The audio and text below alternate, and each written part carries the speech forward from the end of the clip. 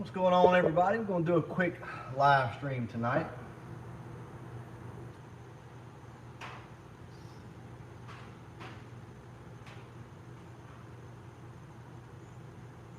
What's going on, Red Man?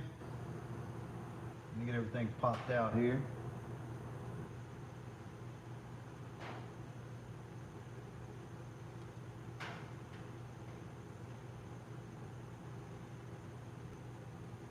Yeah.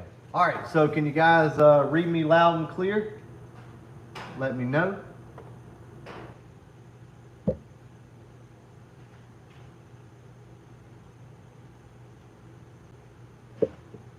What's going on? So can everybody hear me? All right, yep, good deal. So it's been a while since we've done a live stream. I still don't feel that good.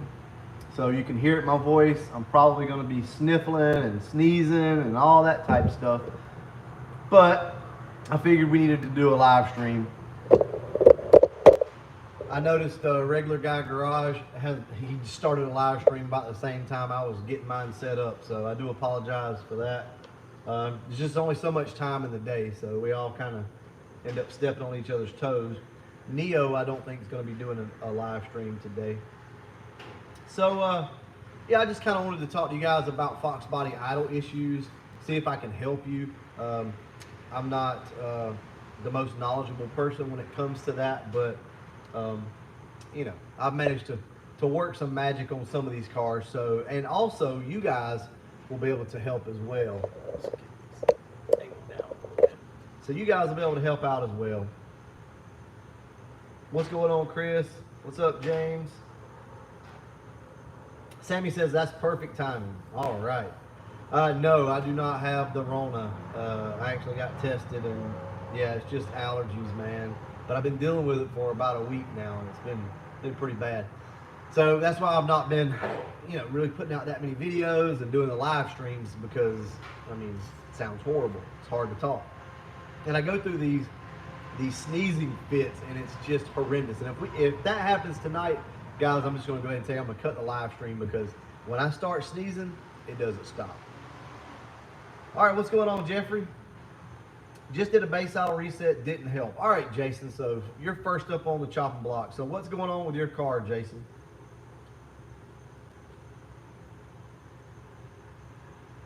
Yeah, Matthew, I appreciate it, man. I'm trying. I mean, I'm good. I just stuffy, you know? Yeah, that test sucks, man. I agree with you, Reaper. Any idea how I can start a FOXBODY that's been sitting for 2 years, supercharged? Yeah, man. Just hope for the best. I mean, honestly, squirt a little bit of gas, you know, in the throttle body. Get you a hot battery and go for it, man. That's about all you can do.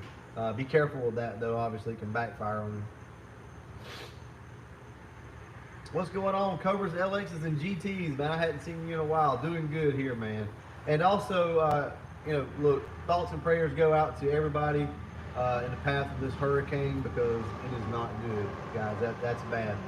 I don't know if you guys know it or not, but right here where I'm at in the Dothan area, we get hit pretty regularly with hurricanes, and that thing could have just as easily come a couple 100 miles over this way, and it'd have been just as bad for us. We're only about, I don't know, like 60 miles from the shore, something like that, 50 miles, I'm not sure exactly, but something like that. So we're actually not very far from Panama City Beach. No, I do not have the Rona. No, I just have allergy. Man, I swear, everything is the Rona nowadays. What happened to the cold and the flu and all that stuff? Okay, all right. Let's see, Jason asked. Okay, so can't get it idle without the without the adjuster after base idle reset. All right, so I'll tell you what. It's not idling, loss of power. No vacuum leaks. Okay. What's going on, Nikki and JJ? Yeah, I'm doing a little bit better. I appreciate that. All right. So let me go ahead and just run through a few things with you guys on this base idle reset type stuff. I want to do a video where I just get Andrew to come out and completely jack up one of these cars, right? Like adjust the idle screw in or out ever how he wants to, play with the timing, move it around, change a couple plug wires around, and then I want to come out and diagnose this car to show you guys exactly how I do it. Like, I don't want to know what he's doing. And I think that'd be a very helpful video. So I'll probably try to get that done in the next week or so. Or I may even just go mess it up myself. I mean, it's fine. I still have to fix it regardless. With all that being said, though, let's go through a few things that I have found through the years. Now, I know a lot of people say that the base idle reset doesn't work. It's always worked for me. It really has. Whether you believe in it or not, I have went through these steps, and all of my cars pretty much have been able to idle. So, you guys want a spoiler alert on the Retro Fox? Let me know before we get too far. I know some of you won't, but if the majority of you don't really care, we'll go ahead and do a little spoiler. Most of you guys already know anyway.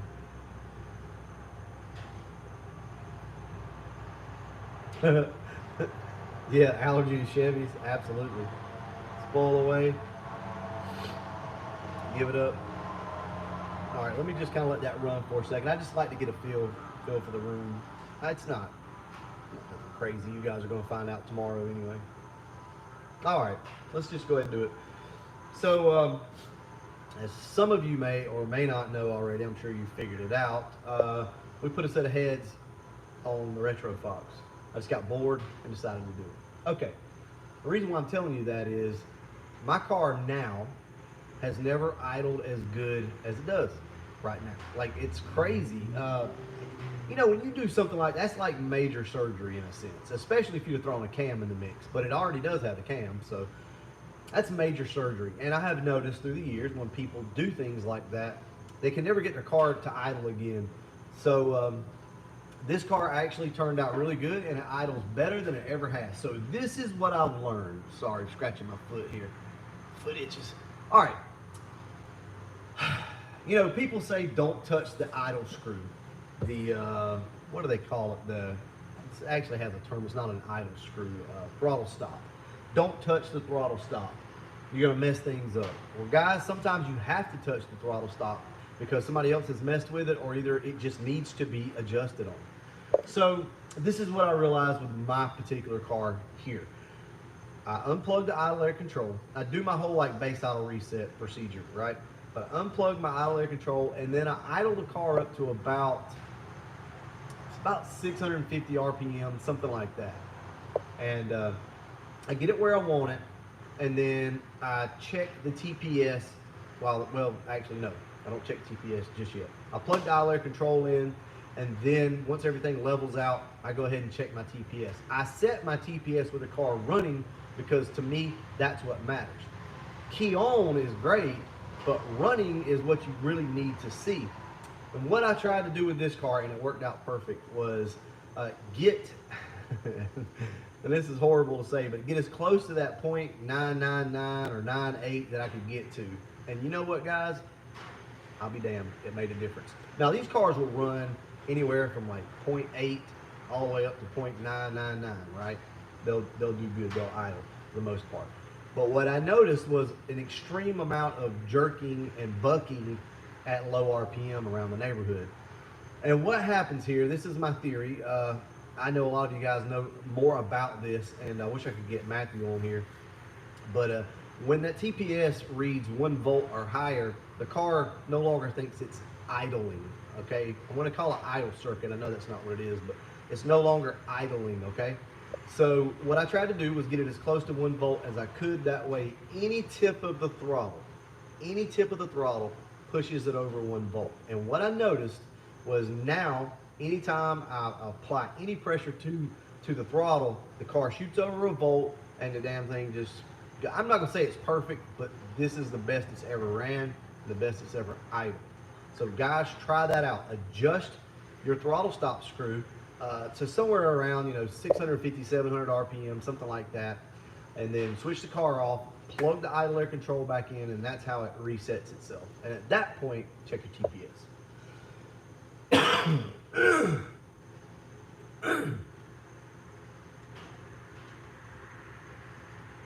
I touch everything. Yeah, same here. I had issues. Yeah, you know. So I mean, I get it. We put a Terminator X on the green car, but that's not everybody's answer. Um, it's just not. There are ways. I have managed to finesse enough of these Fox bodies through the years to prove to myself and to you guys that you can get a lot of these idle issues sorted out with a stock A9L, A9P computer with heads, cam, intake, exhaust, cold air. Like these computers actually do a decent job of making do, I'll say. You can do it. It's a lot of back and forth, guys. Don't think that you're going to be able to go out there the first time, set it at 650, plug this in, check that, and this car is going to run perfect. No, no, no, no.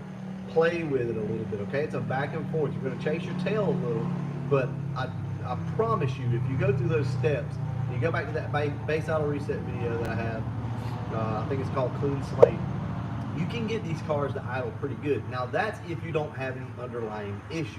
It's not going to fix those. It's not going to fix vacuum leaks. It's not going to fix BAP and MAP sensor issues, O2 sensors, and all that type of stuff.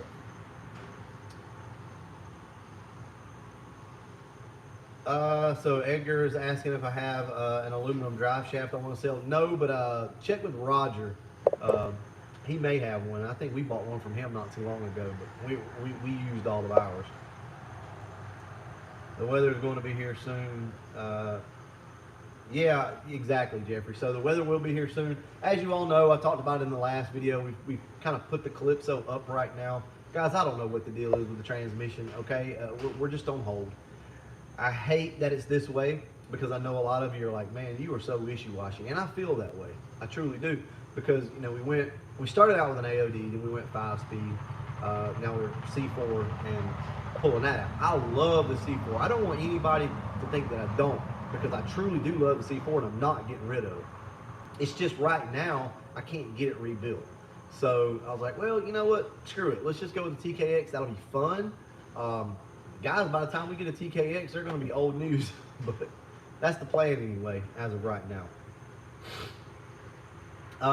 The Fox Life asked if we were getting any of the Hurricane. No, not really. We're getting a little bit, some outer bands, but nothing crazy. I've done everything I've learned from this channel. I've worked for a while, but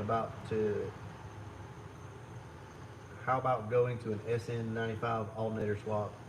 Yeah, so the SN95 alternator swap absolutely works. Or you can just pick one up from LMR or from wherever, pick you up an alternator. They're not too bad, but yes, absolutely, that'll work. You may have to notch your bracket, but it will work 100%. You taking the... No, guys, I won't be going to any other events this year other than the LMR cruise in because I just don't have time. They are killing us on overtime right now. Thank you so much, Greg. I do appreciate that. Keep doing what you're doing. Appreciate the support and the incentive to finish. Hey, absolutely, man. Thank you all, seriously, for all the support. It's been awesome lately. Sorry I hadn't been able to do these lives as much, but I hadn't been feeling that good. But this is what I want to start doing. I know a lot of people don't like the talking videos, you know, just walking around vlog style stuff, but I have so much more that I want to say to the community, and a lot of it's going to be, you know, old news, stuff we've already talked about, but I think it's important, and that's what I truly enjoy doing. The stuff that I don't enjoy doing, if you guys just want to know the truth, is finding something to work on to have content to show you. I don't enjoy doing that. What I do enjoy is sharing my experiences and little tips and tricks that I pick up along the way. And I love to talk. I love to just hear myself talking this. Let's see. Yes. Just type in brutal clean slate and it will come up for sure. When's LMR going to make interior rear quarter panels? I don't know. That may be something that's in the mix. I will tell you guys that they do have some more things in the mix for us FOXBODY guys. I don't know what those are, but I think it's going to be pretty cool. Also, we're going to be working with LMR again on some exhaust for the car. So I like to kind of tell you guys that type of stuff.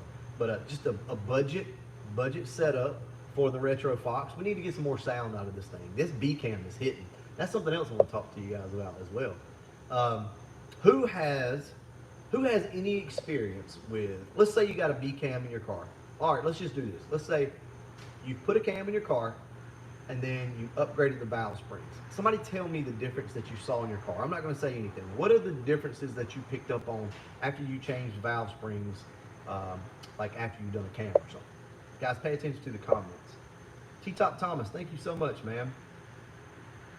Yeah, Luca, a lot of people don't like the videos. And it's probably just a personality thing. You know, not everybody likes my personality. I like to talk a lot, and some people just like get to the point. I ramble. So sometimes those videos don't do too good, but that's what I truly enjoy doing. Is it hard to pull an engine by yourself? Do you recommend someone who hasn't done it before? Want to remove my engine, hide the wires, and install Scott rod panels? Kobe, you can do it. It's really not that hard. Just please take your time and make sure the engine is strapped up good. And by strapped, I mean chained up, strapped up, bolted up, whatever you got to do. Please, for the love of God, make sure that you strap that engine up good and it's not going anywhere. If you've got that done, absolutely you can pull the engine out by yourself. Absolutely. Now, we'll tell you guys this. So if you're listening, don't go to Harbor Freight and buy the short engine hoist. They don't work. You're going to have to take your bumper off if you do that. They're too short and they will screw up the front of your car. So make sure that the engine hoist that you get is long enough. All right, there we go. All right, so let's get back to the whole valve spring thing. So Slow 5088 GT says the cam doesn't hit as hard. The sound, somebody else says. Tarzan says. Throttle response. Higher revving. Sounds like you can hear each piston fire. Guys, there you go. I love when you guys get involved because everything you just said is exactly what I wanted to tell you guys. But for those of you that don't know, now you can just look down in the comment section and you can see it. They said this before I ever said it. So it is a known thing. Guys, I tell you all the time, to put a B-cam in your car, you don't necessarily have to have valve springs, aftermarket valve springs. Yes, you can put that B-cam in there. But boy, you want to hear a difference. You want this thing to count off, and like I think Timothy says here, you know, you want to hear this thing count off each cylinder, put some damn good valve springs. The Anderson High Rev valve springs are really cheap. They're not hard to install if you've got an air compressor. They're pretty easy to install. You'll get higher revs. The car will hit harder. It's more responsive. Trust me.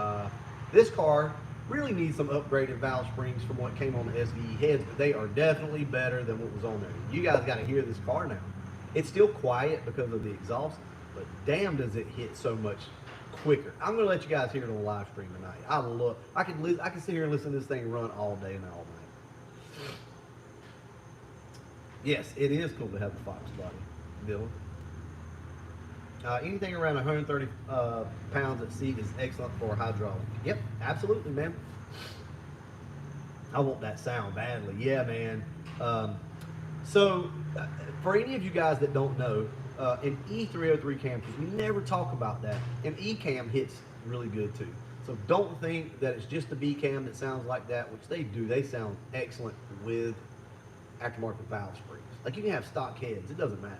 You put those damn aftermarket valve springs on a B cam or an E cam, and it's going to hit. But don't forget about the E cam. I'm not going to recommend the F cam to you guys. Because like a lot of you know and you've done it. I've done it before, but I recommend you check piston and valve clearance if you're going to run an F cam. And it's going to be probably pretty close, but you can do it. FOXBODYs are good for drag racing. Yes, they are. Absolutely. Any ideas on why my 91 blows white smoke only when I give it gas? When idling nothing comes out? It blows white smoke. Well, you know, people say white smoke is coolant or this or that, but guys, I don't really get into that unless you absolutely know for sure that it's white smoke and not blue smoke or mixed smoke. They could be valve stem seals going bad. Sits there and puddles up. It could be an intake gasket leak. I've seen that happen before. A car sits there, gets hot, builds up a little bit of pressure, oil gets thin, sucks it up past a little crack or a little gap in the intake gasket, and then whenever you pop the throttle, it does that. It could also be a PCV issue. If it is a coolant issue, if it's truly white smoke, then there's a good chance that it's probably just an intake gasket or something like that. If the car still runs good, it could be, you know, obviously a busted head gasket. Guys, my computer is about to die. Hey, if my wife is watching, send Memphis out with my charger. I forgot to bring it. All right, so let's see. I'll do springs. Oh yeah, speed density. Yeah, man, you gotta be careful sometimes with that. So, High Point Production says it just dies sometimes. So, man, we still have a little bit of an issue with the Retro Fox. I'm not gonna lie to you. We'll cover it in the next video. So you guys will see the install tomorrow, and then Wednesday or Friday you will see like me driving the car, us talking about it, and we still have a little bit of an issue.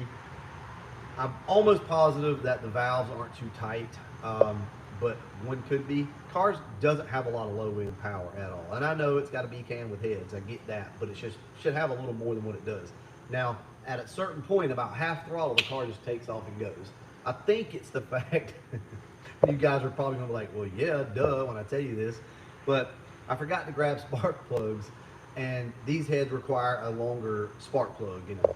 So I put the TR6s out of the Calypso in it, and I just picked 8 that looked good and stuck them in there. Well, they're gapped at like 19 thousandths. So that's probably why the car doesn't have hardly any power down low, and it's just kind of, it almost sounds like it's got a misfire, but not really.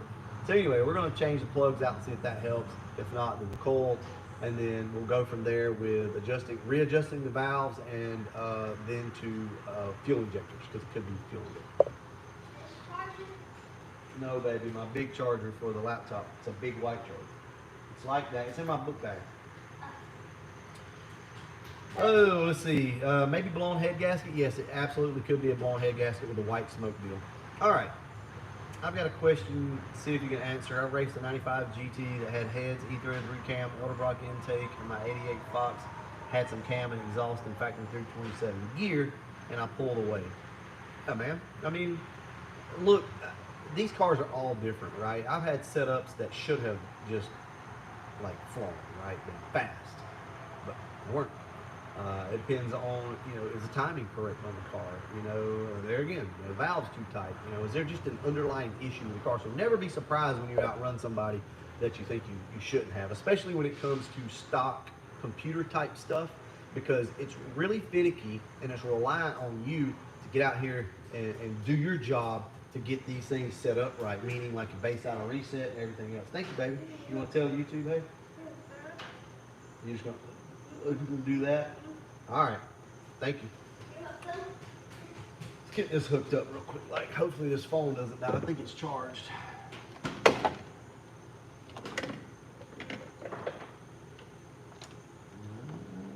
Well, this is gonna work. Hold on a second. I know I've done this before. There we go. Oh, it's just a plug the charger in. Are we good? Yep, we're good. All right. So something else I want to ask you guys. When you adjust your hydraulic lifters, your valves, your rocker arms, whatever you want to call it, what do you guys do? How many turns do you go, or whatever? You know what I'm trying to say here. I'm just curious because I've had really good luck one way and really bad luck the other way. So I'm just curious what everybody does. I'm not going to say. So how much preload do you put on your lifters after you adjust it? No, there's no right answer here, so it's whatever you do.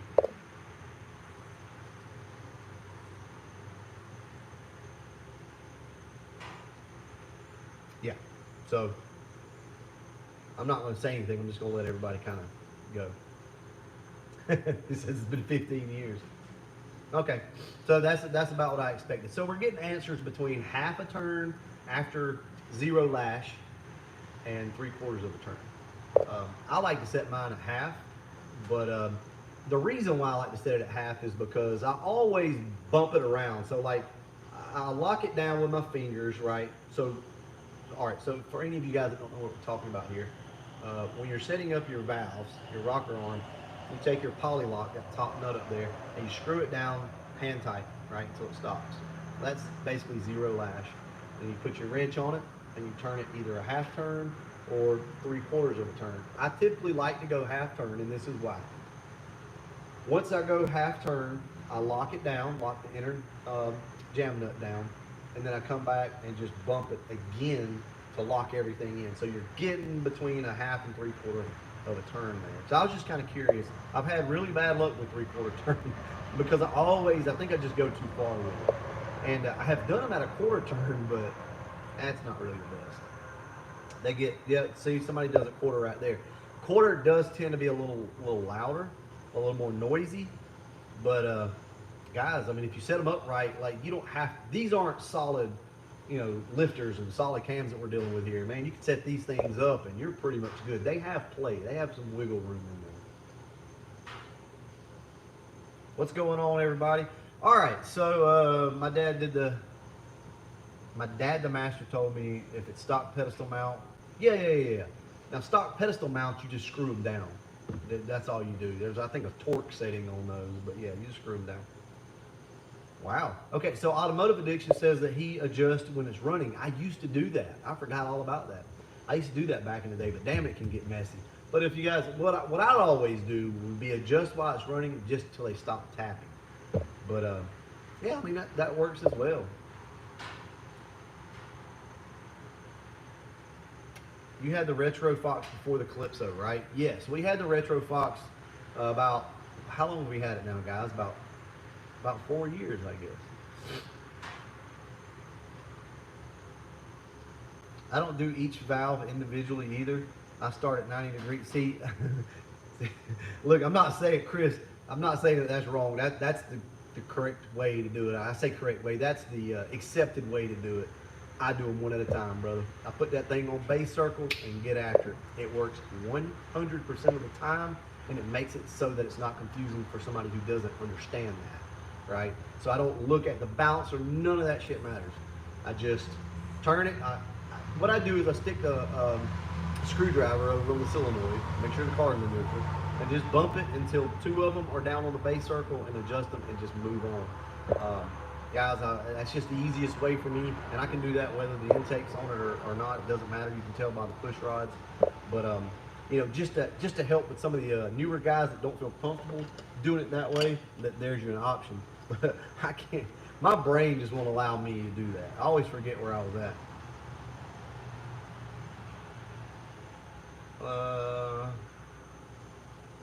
We got. Oh yeah, we got the wife in the house. Oh yeah, she's gonna get on to me, so I got to do this. So, merch plug. No, these are pretty cool though. My wife, Miss Brule, she hooked us up with some of these. What are they called? Laptop stickers, whatever, decals. So they are glossy. You guys aren't going to be able to see it, but we got the Calypso and we have the Rebel. They actually look really good.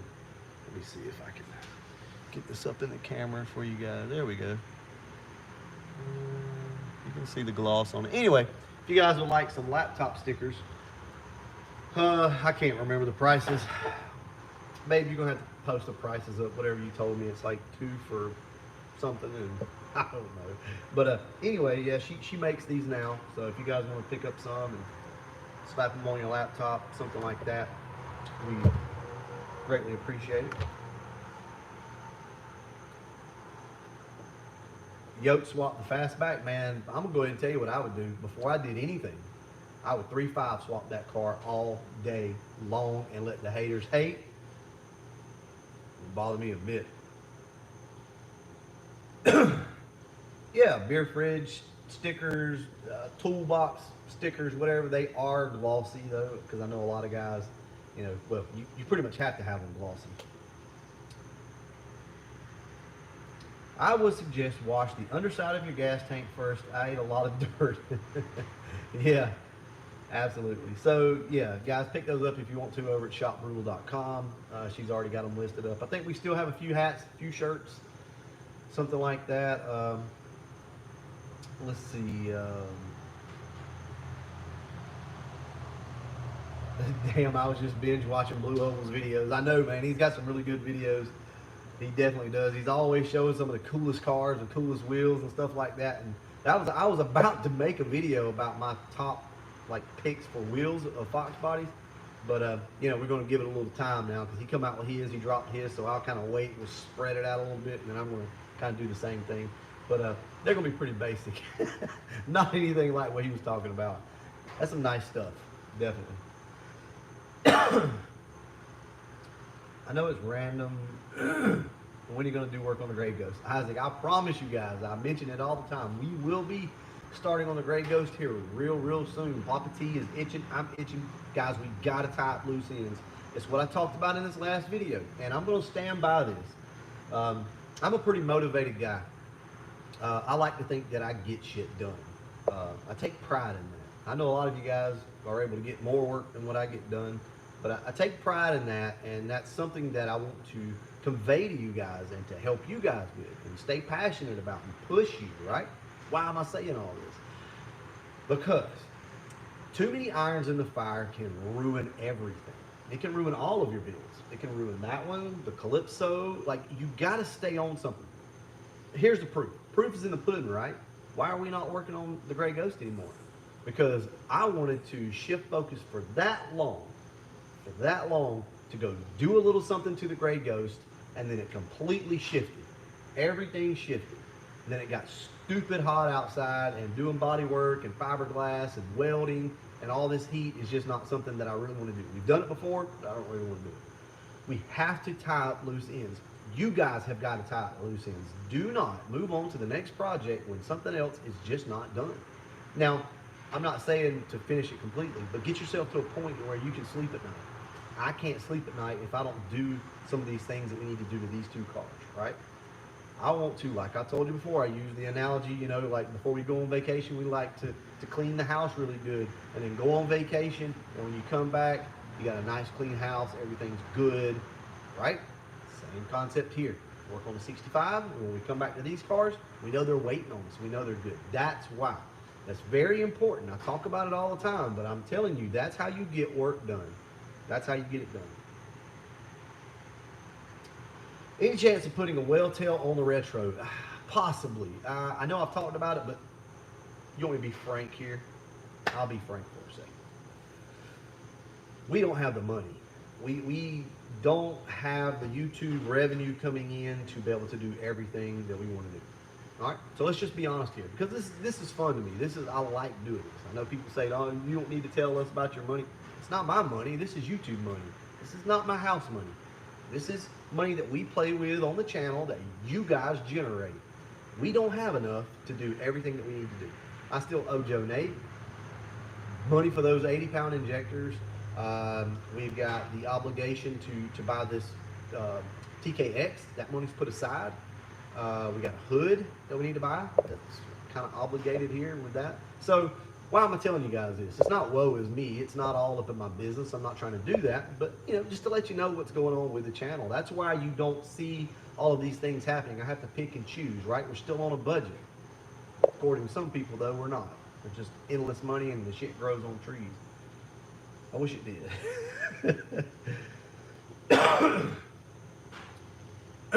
Jimmy, we don't. I don't discuss my actual occupation, my career, but I do appreciate what you just said. Thank you so much. I do try to bust my ass on this channel. It gets hard at times, and it's been hard on me the last probably month. Views have sucked, which makes it really hard to get out there and produce videos that you know probably not going to do that good. But I have been really trying to work and trying to mix it up for you guys. I think the video tomorrow is going to be a little bit different. I think you'll notice it. A lot of time lapse. There's going to be a lot of little music and a lot of time lapse. But I think it's pretty cool because you get to watch this thing be done. And I think it took me about 6 hours to do from start to finish. And it's pretty much all in there. All right, guys, post up those questions. I know I'm talking a lot, and you guys have been asking a bunch of questions already. Probably we'll get them out there, and I promise you I'll try to answer them. Is that a 4-bolt wheel? When did they go? What now? When did they go 5-bolt? Okay, so they went 5 lug, 5-bolt in 94,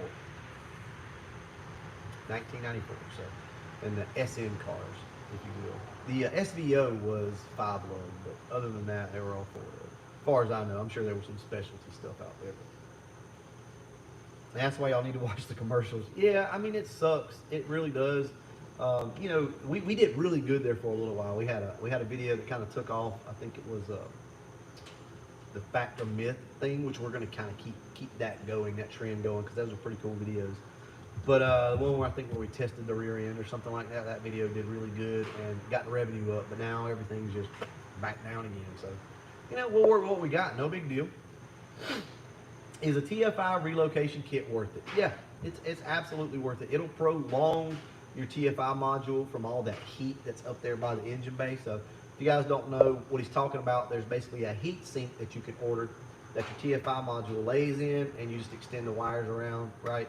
Get it over here out of the way, wherever you want to put it. Put it on the fender well, it doesn't matter. Get it up out of the way where it'll stay dry though. And yeah, absolutely, it'll prolong it for sure.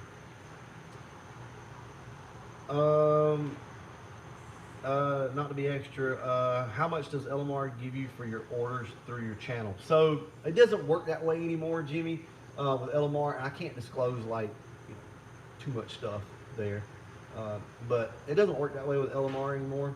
They don't really so much track it. It's just look at it this way. Myself and Foxcast have just combined forces to really just push traffic through their channel, or no, through their company.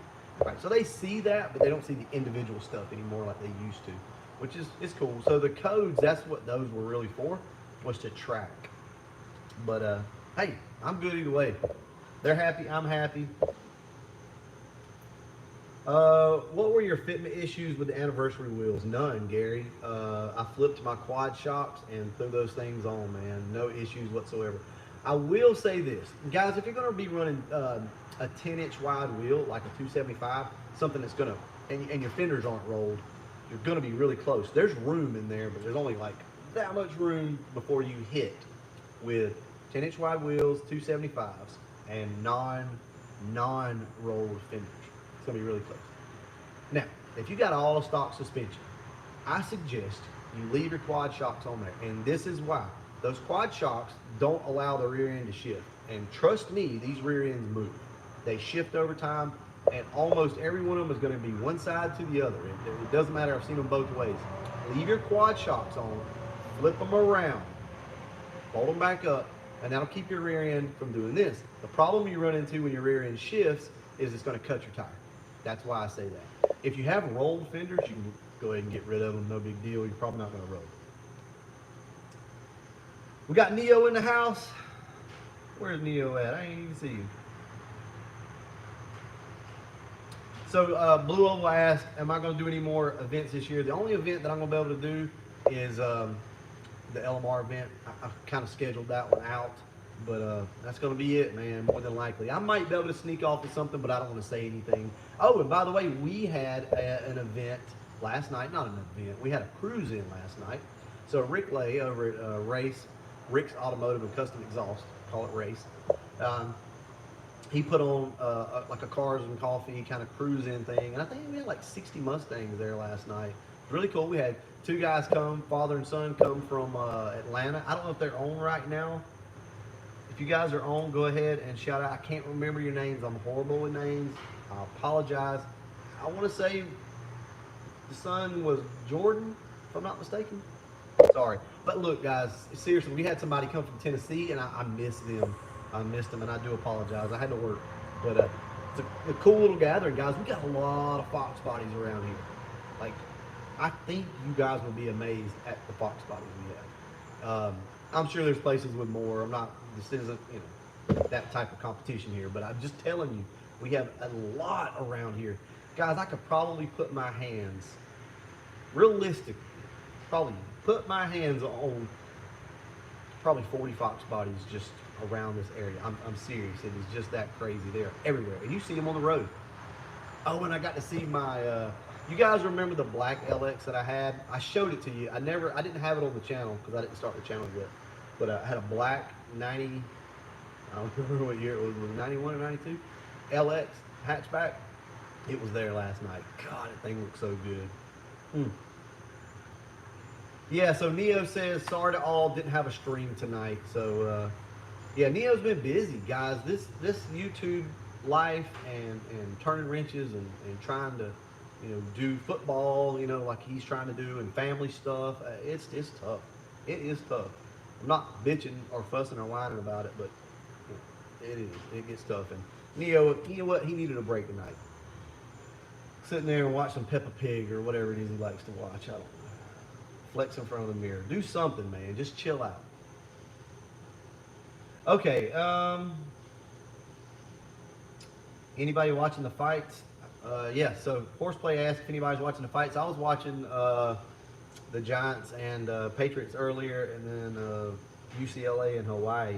I thought that game came on last night. I guess that was today. I don't remember. This might be a replay.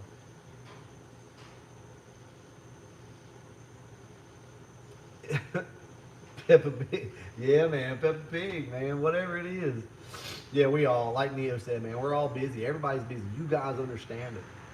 1992 build with 347 stroker and all the goodies. Planning on keeping an NA and I want to keep it a stick. I don't think the T5 will hold up. What will be my next option? 347 with all the goodies. Now, all the goodies could mean a bunch of different things. What kind of heads are we talking about here? What kind of cam?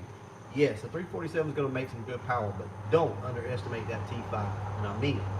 I'm not, unless you're telling me this thing's going to make 500 horsepower NA, I'm going to tell you to stay T5.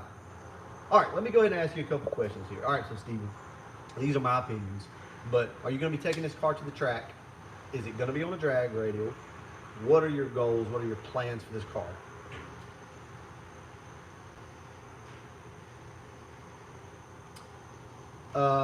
Mike, I'll just address you separately. I just don't want to bring a whole lot of awareness to it.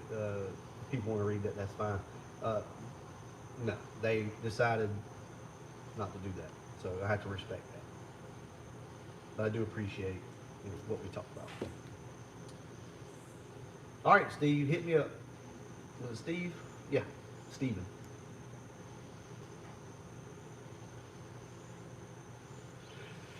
Nothing like a fresh T5, man. G-Force T5, yeah, that's expensive. Unicorn, world-class T5. Question, new edge, rear too wide. It's not too wide. You're going to have to go to a different offset. You're not going to be able to run anything with a lot of, well, offset, a lot of lip.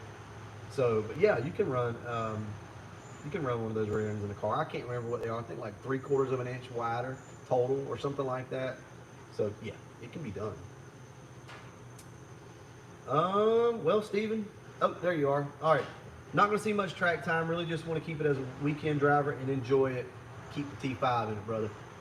Keep the T5 in it. Don't spend your money on anything else. If you're not going out there racing this car, and you're not pushing this thing to the limits all the time, keep the T5 in it. Guys, look, we had a T5 behind a shitty T5 that we threw together and I kind of halfway built, which was junk, behind the Calypso on 15 pounds of boost, beating the snot out of this thing religiously.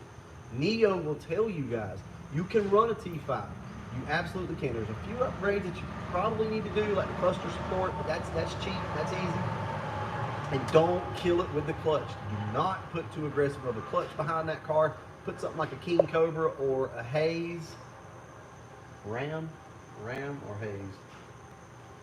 Ram clutch, something like that behind it. Don't get too aggressive. You will tear your transmission up with too aggressive of a clutch. I promise you it'll live. It'll live a lot longer than you think it will. Scroll up a couple to my last comment. Slow. Where you at? So at Neo, I put an On3 and Terminator X on my car. Been running great. Sudden bad miss. Pulled plug number 8 and it's wet. New plugs, wires, all that didn't help. What should be the next thing I check? Could it be stuck? Could it be a stuck injector or compression? It could be a stuck injector.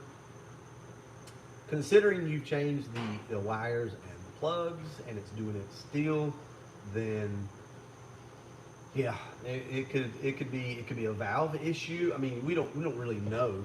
I'd like to know if this thing's firing at all. That's the thing I want to know.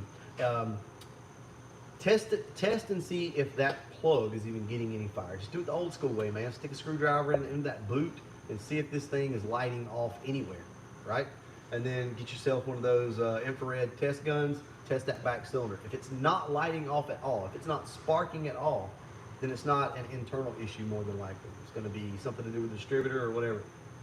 In fact, if it's number 8, it's probably something else, but I hate to say that. It could be.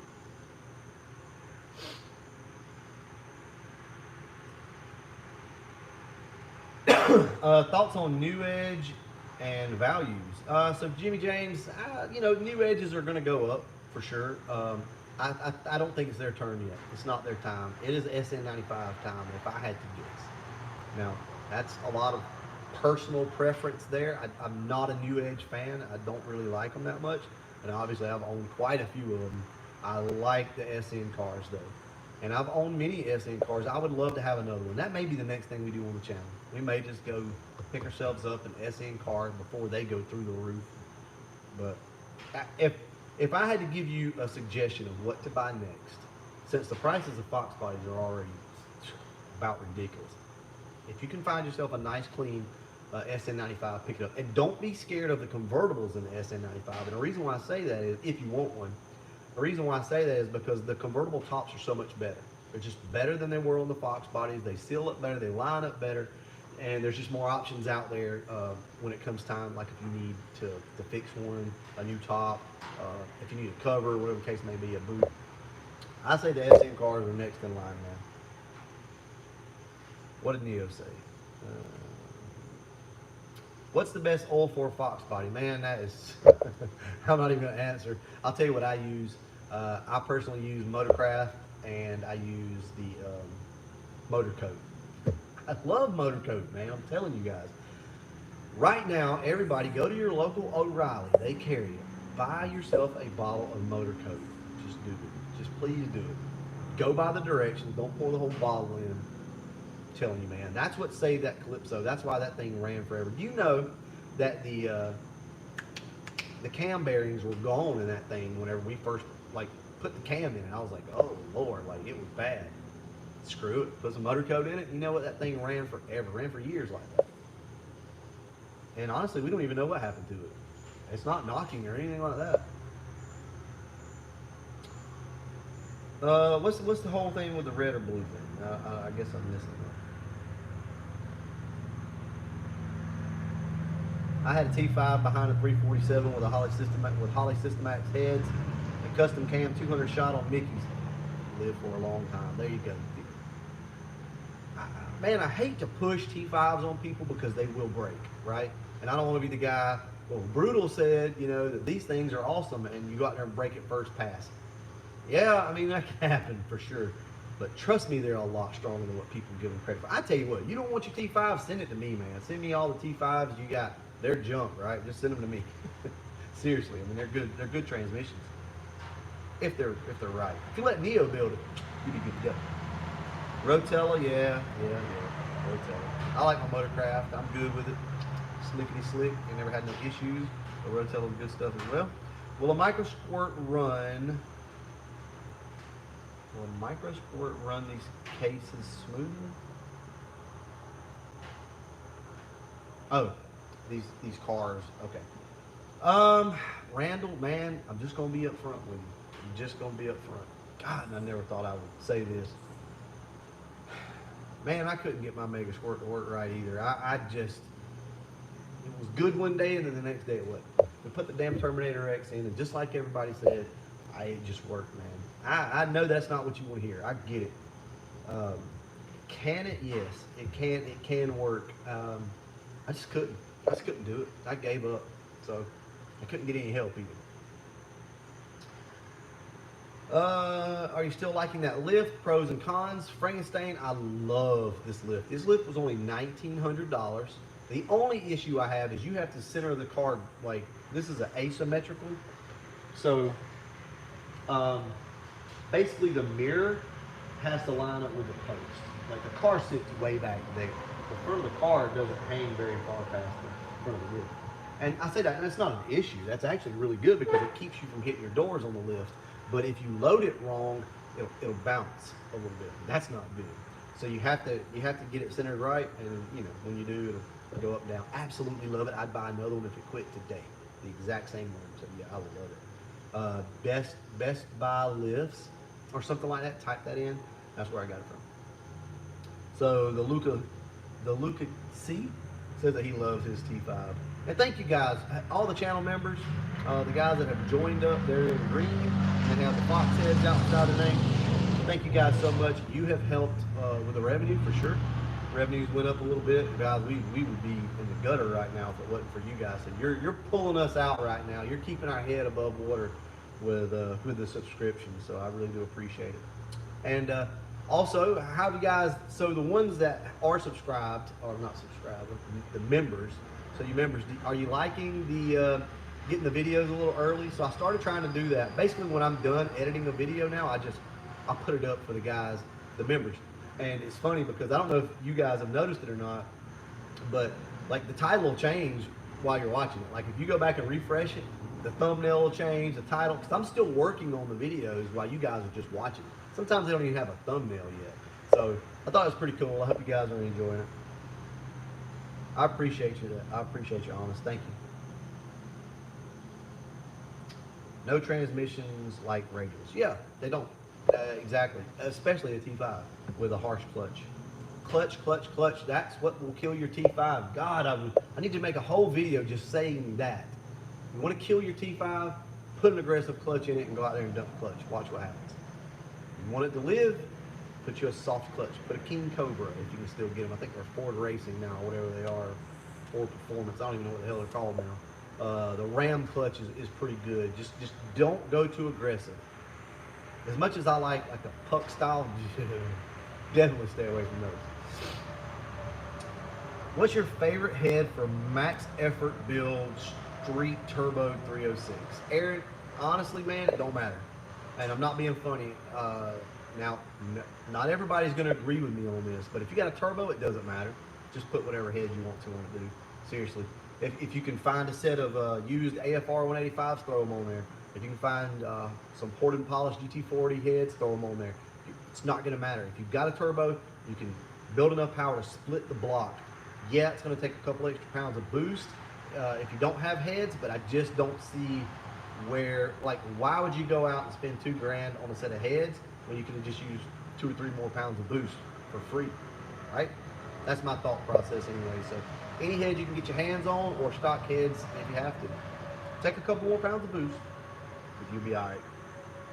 I'm doing a cover clone with Cervini's kit. Do you have any clearance issues under the door? Yes. I know what you're talking about. You're gonna have to lift your door up a little bit, and it's just the way it is. You have to try to match your fender as much as you can, and lift your door ever so slightly. And I'm only talking millimeters. Lift your door up, and then what you can do is open the door up and sand the top of the Cervini's ground effects kit to give yourself a little bit of room. I used a paint paddle to try to, I wedged paint paddles in, or I didn't wedge them, I set them in there, and then dropped the door on top of the paint paddles, locked it all down, and then pulled them out, and that gave me the gap that I needed. But now mine are sagging and rubbing all over everything. So.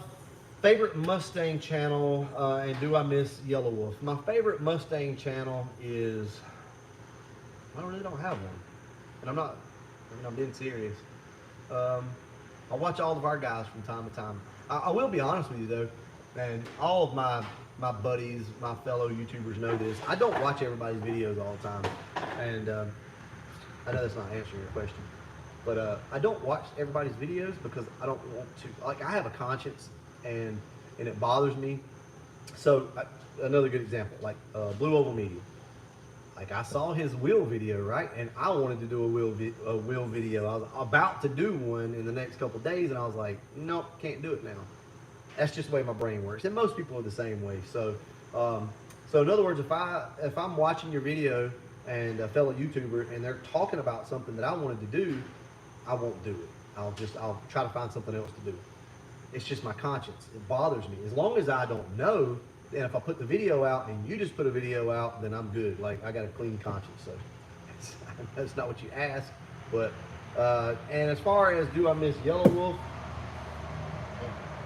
No, not No, I don't. Not yet. I'm sure I will at some point. So Toyo 888R be good behind. No, man, no. You know better than that, man. That drag radial will not be good behind a T5. If you okay, so if you want to put a sticky tire behind a T5, guys, tell them what tire to run. Not that you necessarily are asking that, but down below, just so that I don't say it and you guys can see for yourself, if you're wanting to put a sticky tire under your car, what kind of tire would you run on your car with a T5 to help save its life? Look down below and you'll be surprised if you don't already know. Do not recommend MSD distributors. I've never really used one, I don't guess. I know you know, I know. But that is a good question, though, a good topic to bring up. So there you go, guys. You're starting to get your answers coming in now. So if you're curious of what kind of tire that you need to run with a T5 and make it last, there's your answers down below. Now, can you run a drag radial? Yes, you can. You just have to be very careful. That's all. That's where that soft clutch comes in. You can run a drag radial. Just make sure your clutch isn't too aggressive. If not, everybody's telling you buy a supply tire. Buy a supply tire, aka a wrinkle wall, a soft tire, will save your drivetrain on your car. They're awesome. But there's a downside to them. Most of you know they're very unstable at speeds. Now they make a stiff wall slick that's honestly a lot better. And with it being stiff, it's like nowhere near stiff as a drag radial, so it still works. My favorite is brutal. I appreciate that, man. Yeah, like I said, man, I don't really have a favorite Mustang channel, man.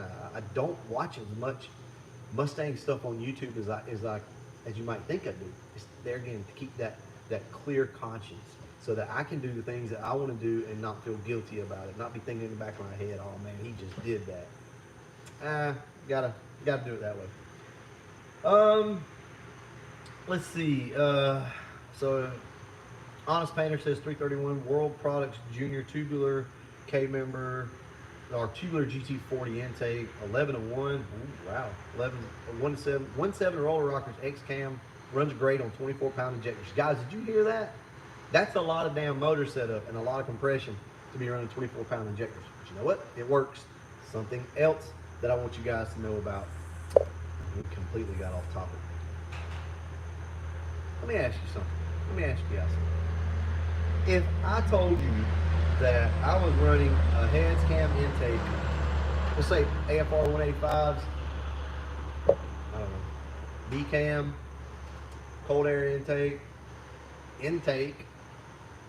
you think I was crazy if I told you to stick with 19-pound injectors with me? What would you guys tell me to run? Some of you already know.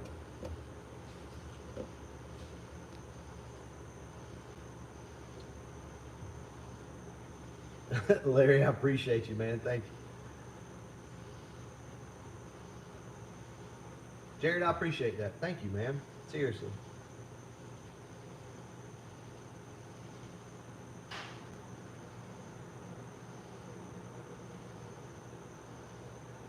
All right, well, we're not getting a lot of response on that. So, the 19-pound injectors will get you a long ways. Guys, you want to know one of the crappiest injectors? Where's Neo at? Is Neo in the house? Neo, what's the worst injectors to have to tune and work with? They're horrible. They've always been horrible. But everybody goes to them. And they're not even enough of a difference to matter. They suck. I know a lot of you got them. I get it. Oh, never had good luck with them. Mike, once again. Brother, thank you so much. Thank you. Mike is just killing it. Guys, we got to do something for Mike. Hey, we're going to have to hook Mike up. We got to send him something. Damn it. There we go. See that, guys? Look down below.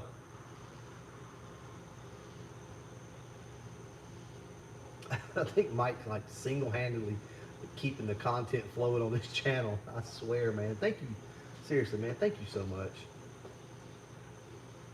Send him a Fox. Yeah, I did send him a whole car. I think he could have bought a car by now, all the money that he's donated. Mike, we're going to hook you up, though, man. We're going to send you a damn care package. Seriously. You deserve it. I know that's not why you do it. Zip it. You're going to get one. I got your information. Babe, we have his email address, but that's fine. Send it again. 24-pound injectors are the worst. They suck. And they're not enough of a difference to matter. That, or at least that's my opinion. Everything that I say here is my opinion, right? A lot of you won't agree, and that's fine. I don't like them. If you're going to do anything, just go ahead and go to a 30-pound injector. That's a good injector. A 30-pound injector is not bad. Pretty stable, pretty easy to work with, as far as I can tell. Neo said 24s. There you go. So.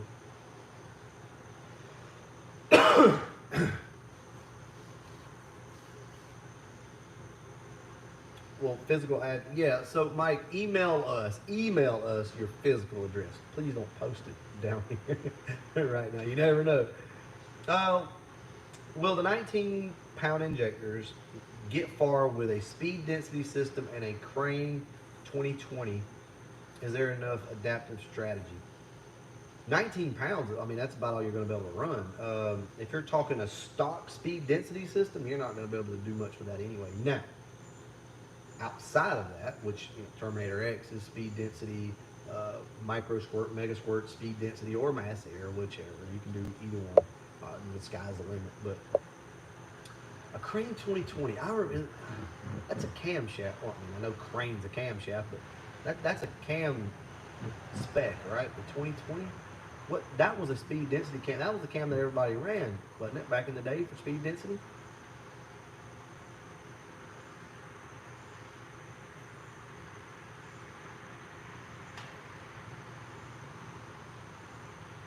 Yeah, I mean, look, RGG.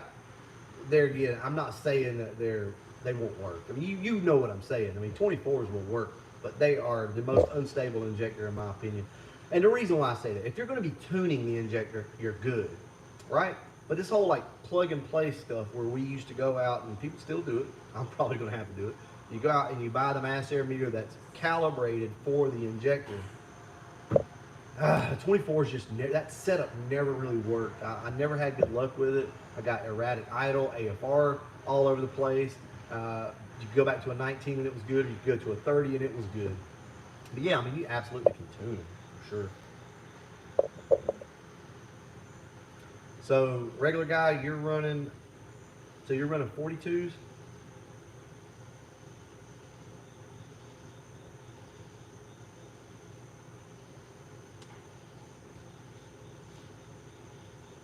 Yeah, I mean, you can get I guess what I'm trying to say is I'm not telling you guys not to get the 24s, but they are my least favorite, honestly. This is the thing, like if you're going to 24s, there's a good chance that your 19s would have been good as well. I just like the stability of the 19s and the fact that you know this mass air is going to work with this. But yeah, I mean, you can go get them out of the junkyard and everything else. Yeah, that stuff never worked. And it didn't, Kobe, to be honest with you. So you're running the 100s. Okay, I was wondering, I'm like, how in the hell are you getting that kind of power out of that? Oh, and congratulations to regular guy. He went a 599, which he's probably went faster than that now. But congratulations on your 599 pass. Dude, that thing is rolling. Like, I'm still sitting here, just doing this, twiddling my thumbs, and you're out there killing it. So, many props. Seriously. Guys, if you don't know by now, go there and check Regular Guy Garage out. He is killing it. That car is nasty. It's moving. We're just kind of stuck here, which it was never a competition. We weren't out there trying to race each other. We did have a race locked in, but that didn't work out. But I just, things like that, when you see other people succeed, it makes you want to push harder, right? And, seeing Regular Guy out there just getting after it, man, makes me want to get my car running even more. But we've hit a brick wall. And that's probably one of the hardest things, like the hardest pill to swallow, is when you're ready, everything's like lined up and waiting. There's just nowhere to go, right? The supply chain is cut, and there's just no way to access the parts. That's the hardest thing right now to do.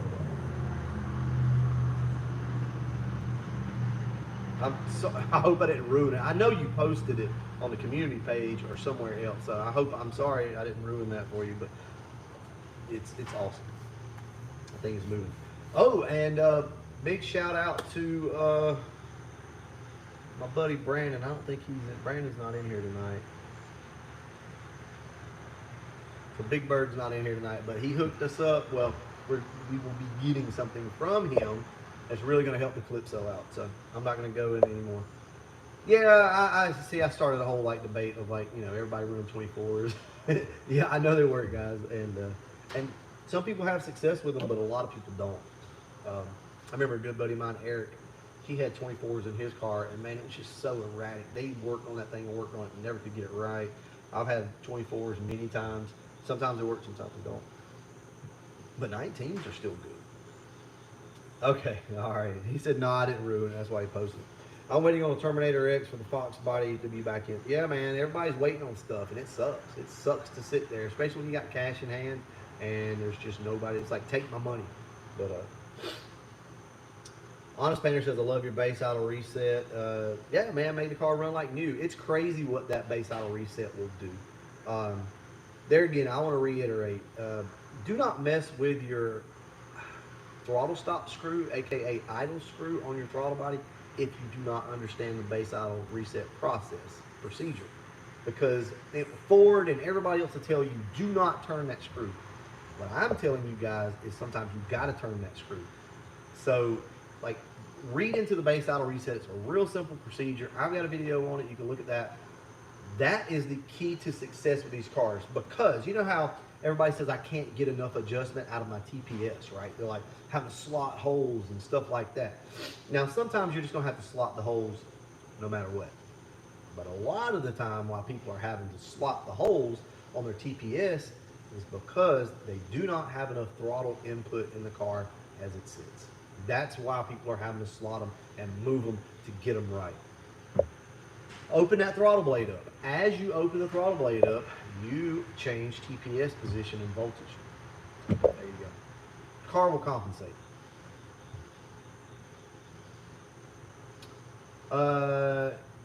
Yes, on Pro-Am. Yeah, absolutely. Now, Pro-Am, if you're going to go that route with anything, definitely go Pro-Am.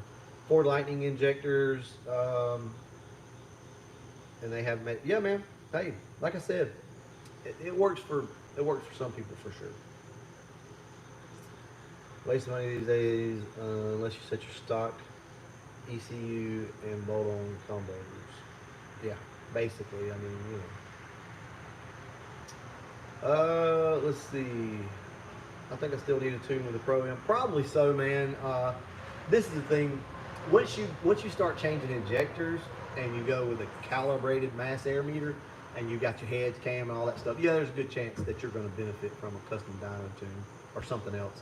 As long as you still have your 19-pound injectors in, guys, you can get away with a lot of stuff on these things. And you still can with 24s and 30s. My dad's car had 30s or 36-pound injectors, 36-pound injectors in it, I think is what we put in it, at calibrated mass air meter. And hell, it ran great. It's never been tuned.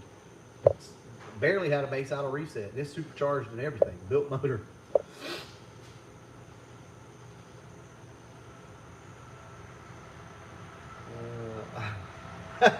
So Mike says that he wants a retro Fox in a box. I wish I could send it to you, man. You probably spent enough to buy this car by now. Yeah, that's true. Larry, that's pretty cool. LMR should sell a car in a box. That'd be cool. I know you Brutal uses Leech, but he's too busy to take on other stuff right now. Yeah, so that's the deal with Leech Motorsports. He's just too busy to take on anything. I really want to push Matt. I do. I want him to be the premier tuner. You're gonna see me push him, and because he's that damn good. But right now, he's just not ready yet, and that's understandable, right? The guys, when he is ready, I think he has a chance to be the guy. I seriously do, and I mean that. You know when you talk to somebody and they walk you through all the steps, and you get a grasp of their mentality, where their mindset is, and how their brain works. And I'm just like, to start with, I was lost. I was like, oh my God, how do you know all this stuff? And then as you listen to him talk a little bit, you start to understand, there's a little bit of rhyme to his reason. And the guy just knows his stuff. So, yeah, hopefully he won't be wrapped up as much, here pretty soon, which he's always going to be busy. He's good. But guys, now look, on this Terminator X stuff, you can tune this yourself, okay? It's not that hard to do. you can mess stuff up for sure. You know, I tuned my Mega Squirt all by myself, and I chose to let, you know, Matt go in and do my bass tune on this car because I wanted it to drive good. I wanted it to have good idle properties and stuff like that. So he taught me a lot on that. If I had to do it again, could I replicate what he did? Probably not as good by any means, but I think I could do it. And you guys can do it as well. It's not that hard.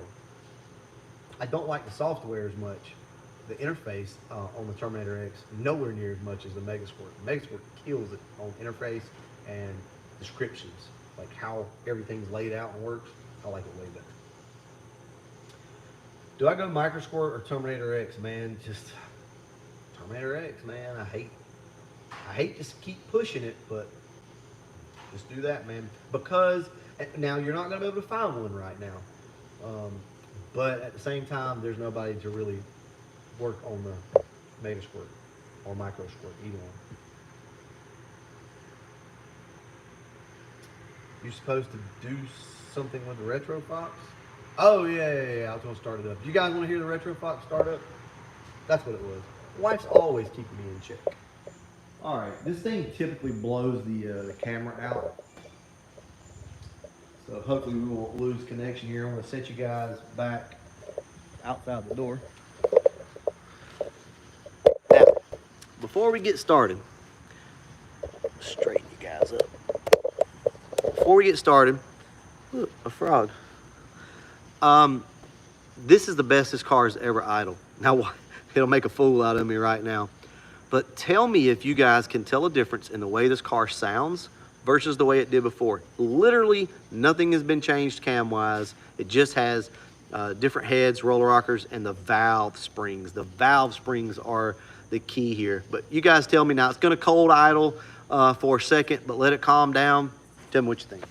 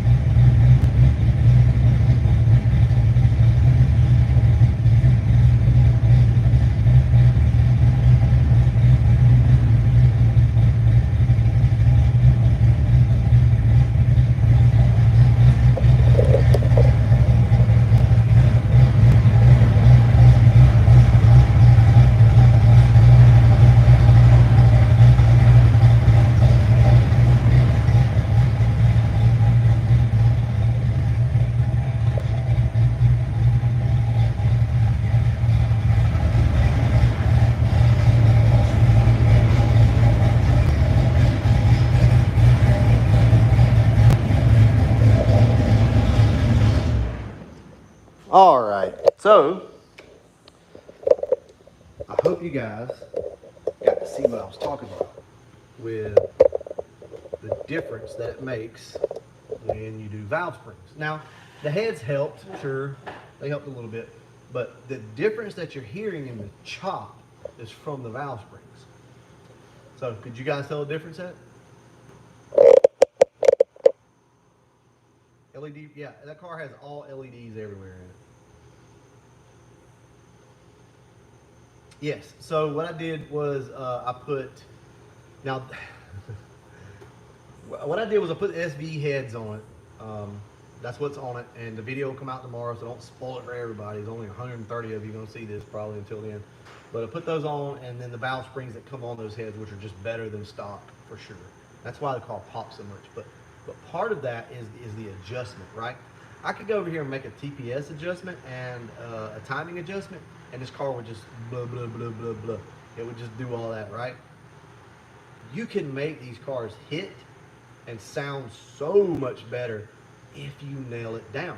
There's a fine line in there, right, of where this thing just really likes it, and it'll just sit there. It hits good, it idles good, tip in is good, and then you got this side over here, which is like real sluggish and real just kind of whatever, and then this side over here, the cam just goes away. Like there's a fine line, guys. There really is, but typically that fine line, the area you want to be in, is the area where the car wants to be in. Stock intake. Stock intake. And look, I know everybody's gonna be like, why'd you do that? You need it. Because I don't care, guys. I'm just doing stuff. Okay, I just put these heads on the car to see if I can still do it. And to prove to you guys that you can still do it. So often, you know, I hear it, I say it myself, and I hear everybody else say it. Man, I want to do that, but I just don't have time these days. I just don't have time right now. Look, I don't know everybody's situation, so I'm not going to start calling people out, okay? But what I will say is you can almost bet you have a lot more time than what you think you do. You truly do. A lot of times we sit around, we procrastinate so long that we run out of time. I did these heads in 6 hours by myself. Andrew came over for about 30 minutes or so. I did these heads and could have done it a lot quicker, but we had to take them off this old motor over here and then clean all the gaskets and all that off. That's what I like to do. Those are the videos that I want you guys to see and you guys to be inspired by. Like, man, he got out there and knocked that out. I did it because I wanted to prove to myself that I still could get out there and just do something randomly on a whim. Like, I decided to do this that day and then got it running that night. But it's more for you guys. So all the excuses can stop. You know, some of you guys I understand. I mean, there's just, you can't do so much. Yeah, it definitely made a huge difference.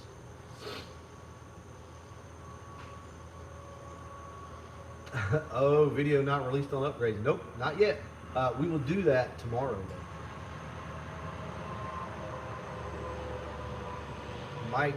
Mike Marks do the baseline auto reset.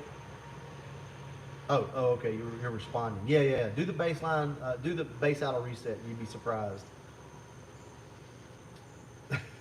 I'll trade time for room. Yeah, man. Do we have physical addresses for the channel members? If not, we need them, please. Okay, so channel members, if you're a member to the channel, I guess just go ahead and shoot us a message over at brutalvlogs@gmail.com and give us your physical address. So I guess the wife wants to send you a care package or something. You never know. I don't know what she's doing. I sold my car because of no AC and bought a C4 Corvette. Pretty nice car. There's absolutely, yeah, there's not a lot of help out there, man. But C4s are cool too, though. So enjoy that, man, regardless. I have a Holly Systemax intake I will donate to. Now, Jeffrey, that just so happens to be one of my favorite intakes. So don't threaten me with a good time, because I do love a Holly Systemax intake. Those are awesome. Those and the Celine intakes are just, they're sick. They look so good. I would put one of those on this car. That would be one of the few intakes I would put on it, but I would do that. Jared, time sell and go back to Fox. All right, guys. So anything else we want to talk about? Yeah, don't threaten me with a good time, man. Like that, brother. I don't like that Systemax intake is worth some money, man. Like I'm sure you probably know that, but those are highly sought after intakes, man. I mean, I'll put the intake on there. If you see the intake, I'll put it on there. I'll do that. That's a lot of intake, man. And those things go for good money too. But yeah, I mean, we could do that. We could throw it on the car. All right, let's see. So I feel that sometimes when I rev my car hard, when the RPMs come back down, they seems to want to die a little. All right. So this is what I'm talking about here. Is that ET? All right, so ET. This is going to be the issue on this, more than likely. It's going to be idle air control versus TPS versus throttle position issue, which all can be covered in the base idle reset. All right, unplug. This is what I want everybody to do. If you're having issues and you don't know this technique, the best thing you can do is just go ahead, unplug your idle air control, start your car up, idle it up until it idles comfortably, not at full idle. So like if you want your car to idle at 750 RPMs, don't idle it up to 750. Idle it up to maybe 600, right? Where the car just will still run. Then plug the idle air control back in. And what this will do is when the car dies, it goes to die, right? You go to let off, say you're letting off the throttle or whatever, and the car normally would bounce and die. Now it has a throttle blade position, a throttle body position that is a default setting, right? The idle air control is not necessarily got to be there to make this car run, because the idle air control sometimes is slow or doesn't work right. So rather than it relying on the idle air control to catch itself and not die, have enough throttle input from the throttle body to allow it to fall back. And typically that'll solve your problem as long as your TPS is right and everything else, guys. It's a pretty simple procedure. Yeah, it definitely sounds a little deeper and a little louder. Why the RPM to hood clearance issues? Mark, are you the one that asked this before? I think so. I've seen this question. I don't know. I mean, it hits the hood, man. It did it with stock motor mounts, and it did it with the Maximum Motorsport solid motor mounts as well. But I cut out that brace, and it's good. Guys, what hood do you think I'm going with? I don't know when we're going to do it, but what hood do you think old Rule here is going to go with? All right, we got some guys sending in some physical addresses already. That's cool. Thank you, guys. Yeah, I know I rambled on that ET, but just make sure you got enough throttle input. Unplug your idle air control. Then when you plug it back in, everything like reads and meshes and matches. You guys know me too good. Have I done a video removing instrument cluster? Yeah, I did a while back, a few years ago on the Retro Fox when I put the LEDs in. We talked about the slosh module, a bunch of different stuff with that. And also how to fix a broken bezel. LMR sells a kit that I installed there. So yeah, we got some videos on that. I will warn you ahead of time though, going back to some of my older videos, I used to get very creative on the titles. So they're really hard to search sometimes. I do apologize, but they're there and you should be able to find them. Why was the condenser so beat up on the Calypso? Man, I don't know. Just over the years. You got to think that was a parts car. So the condenser, no. You know, that condenser actually came out of the white LX. That's right, because the Calypso didn't have anything in it. So yeah, that come out of the white LX that we took the motor transmission out of. I don't know, it was just beat up, just beat to hell. And I just didn't think anything about it. You know, it was fine as long as it was NA. I didn't care. I just needed to get it all in there. Super budget. And we did, and it worked. But it started to rear its ugly head once we put turbo and the bigger motor in there. It just wasn't enough airflow. And it seems to be doing a lot better right now. So, yeah, we'll be running a cowl hood. I'll just say that. A cowl hood. So, yeah, man, I don't get into the, I get what you're saying, man, about the classiness, but I don't get into the classiness. I like the nastiness. I like that dirty look, that just super aggressive. I'm old school like that, man. All right. Daniel said. So Daniel says, "What's up, man? He was working on his SN. Glad to have you, man." All right. Anything else we want to talk about? Nah, 2 inch max. Come on, bro. And that dirty nasty. That's what I want. Yeah, that man, I love it. I know a lot of people don't, but hey, that's my taste. That's one thing that I won't let you guys sway me on. I ask your opinion and stuff on some things, but on this, go big or go home, man. What's the best oil pan for street strip? I just like factory replacement, but if you're looking for something outside of that, I don't really know. I mean, because you don't really want to get into having to buy a Canton or milling. They would get expensive. I don't know. I just always use the stock one, honestly. I've never had an issue with that. Just put a high volume oil pump in it, and it should be good to go, man. I think, I don't know. I guess LMR, other places sell them. I'm not sure. Like a stock style replacement. Oh, hold on, Jason. Now, Jason, chill out. That's a little extreme, but are you gonna do the hood struts on the new hood? I don't know. Yeah, probably, because on a, well, no, actually, they're not recommended on a fiberglass hood because they're so strong that you can actually rip the hood or break the hood. I know some people use them. We'll see. We might. Protoform makes a good 7-quart. Okay, so there you go, right there. So Proform makes a good 7-quart oil pan fairly cheap. There you go. Thank you. I appreciate that, Danny. Yes, an A9L can run an AOD. It isn't controlled by the ECU. It's factory wired for an AOD. Yeah, the O2 harness is the only thing that you got to worry about with that. With going with an A9L or an A9P, I guess is what. Yeah, but an A9L was for the AOD.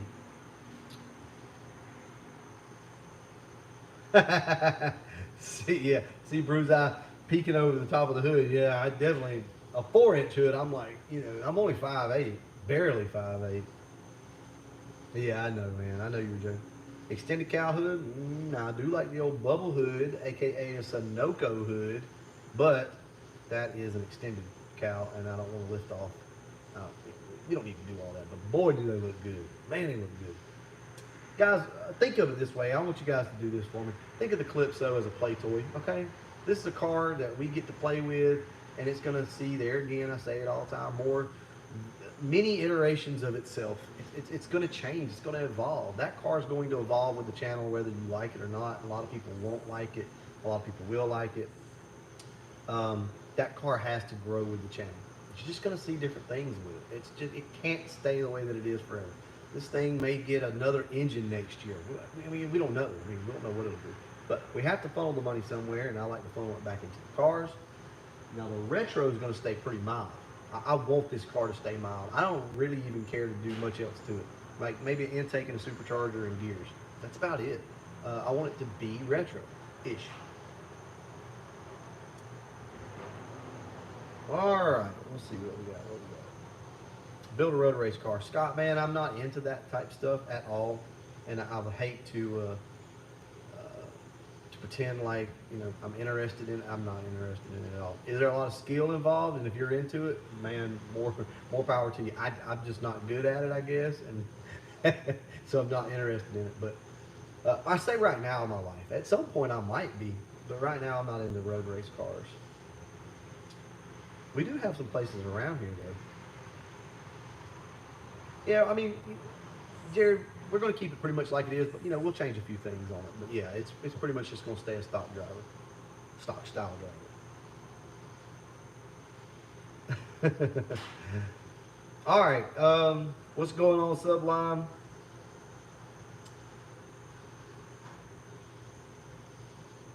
Had the SN body kits for the oh Lord, for FOXBODYs? That don't even sound good. Looking to purchase a new FOXBODY soon. Newman TV, man, get on it, brother. Hey, has anybody got a FOXBODY for sale? Newman's looking for one, so we'll never know. Somebody might be selling one here. All right, so let's talk about places to buy FOXBODYs. Obviously, Facebook groups are not the best place to be buying FOXBODYs. I'm just going to go ahead and tell you, and the forums are not. You still can find good deals sometimes on Facebook Marketplace, meaning like your local buy, sell, and trade, right? Any FOXBODY group, I mean, you can look around. I saw a 4i car, I think today, I'm sure a lot of you guys saw it. It was like $7,000. That was a good buy. That was a very good buy. But best believe, by the time you get your money and you get ready and you try to buy it, it's already bought, right? But it's worth a try. So Craigslist is still a good option. eBay is not a good option, but I mean, it doesn't hurt to look, I guess. And word of mouth, believe it or not, still gets you a long way. It's like I said so many times before, all the guys that are on the internet, and if you're smart enough and into social media enough to know to go to these FOXBODY Facebook groups and join, then you probably already know roughly what FOXBODY prices are. Well, that means they're going to want more, right? And even if you post it dirt cheap in there, people are going to jump all over you and tell you should sell it for more, right? So there again, stay away from those places if you're trying. I've had really good luck with Craigslist, really have. And search different cities. You know, hell, search down here. I mean, what's a 10-hour drive, right, to go get a good car that you saved $5,000 on from not buying on Facebook groups?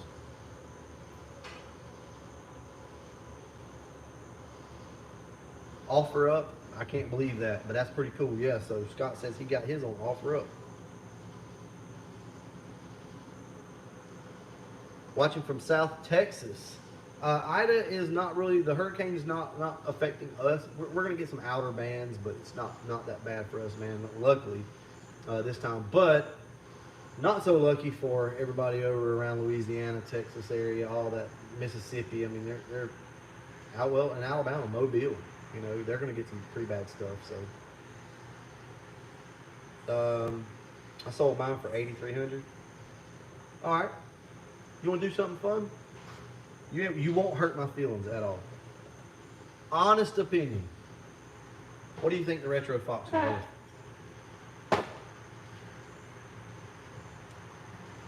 Most of you know the car. I'm just curious.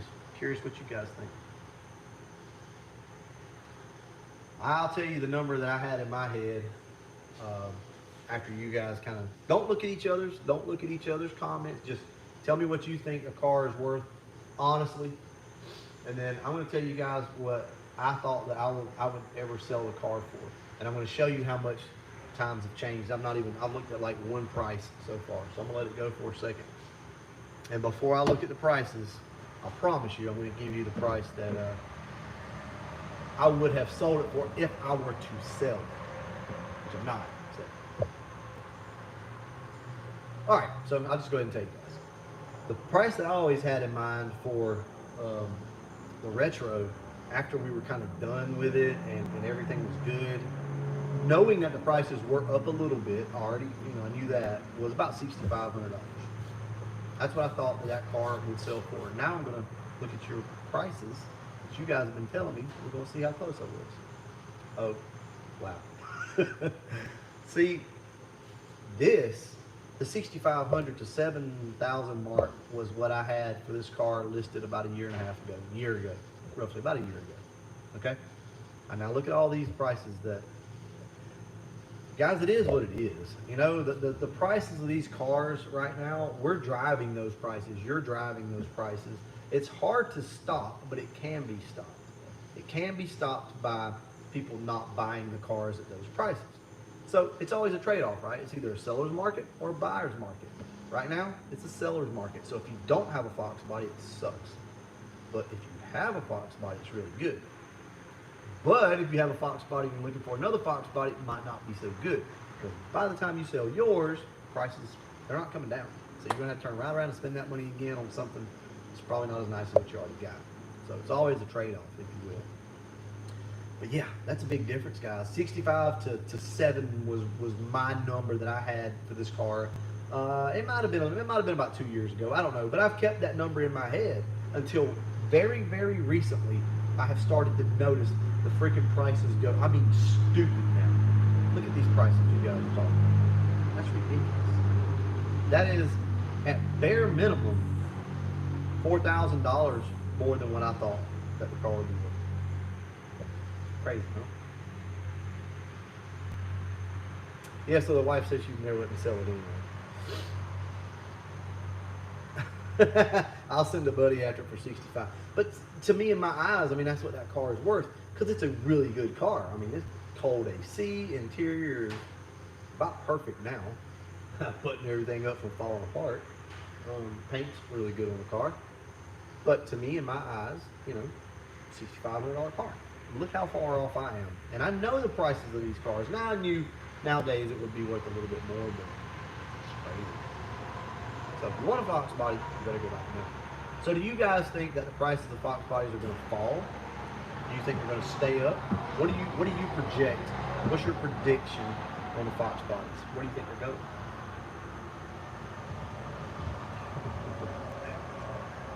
I'll trade you a TKX with a bell housing and a flywheel to finish. Oh Lord, Neo's triple. See, Newman TV says 65 to 7 is fair market. Now, to me, that's correct. Like, that doesn't hurt my feelings a bit. I know the car is worth more than 4,000. I know it's worth more than 45. Getting up though, around the 55 to 65 range is just where I just, that's why I'm not going to sell the car, because I couldn't ask that for it. I just couldn't.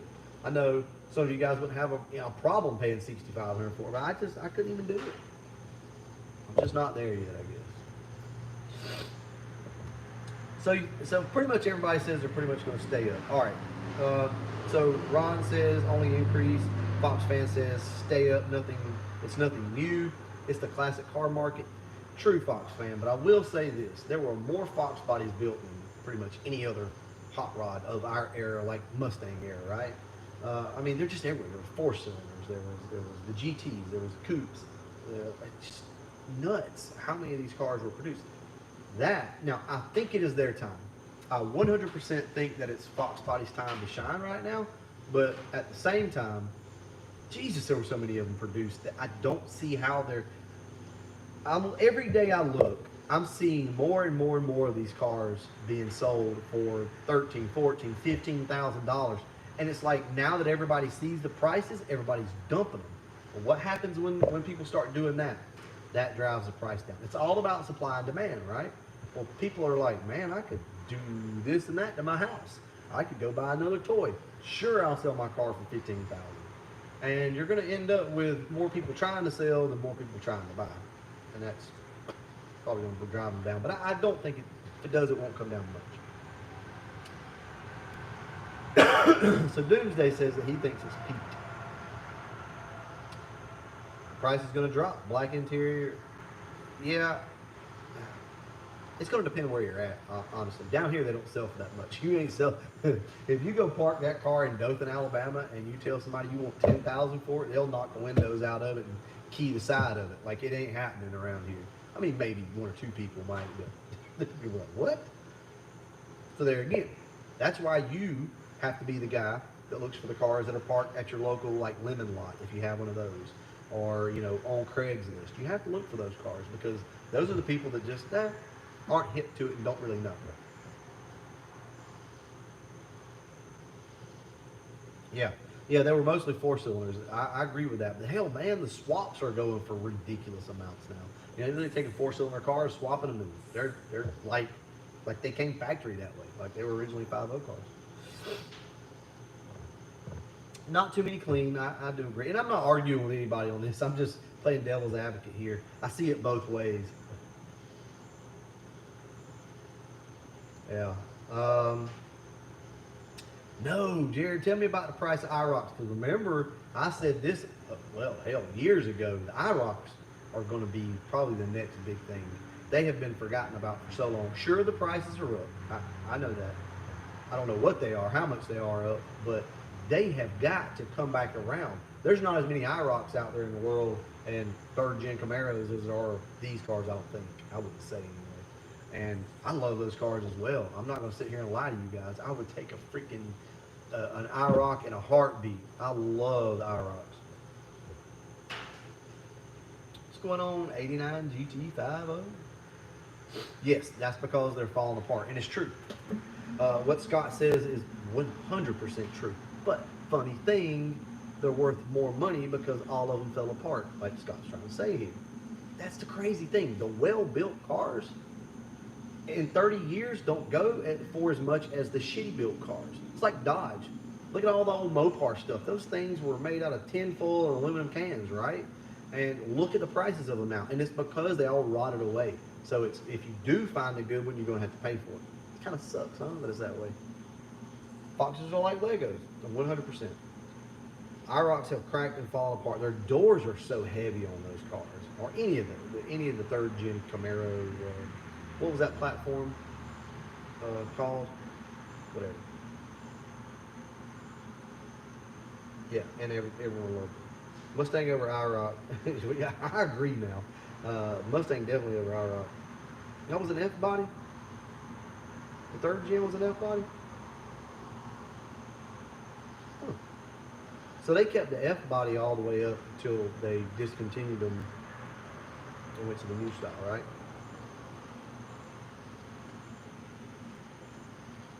Yeah.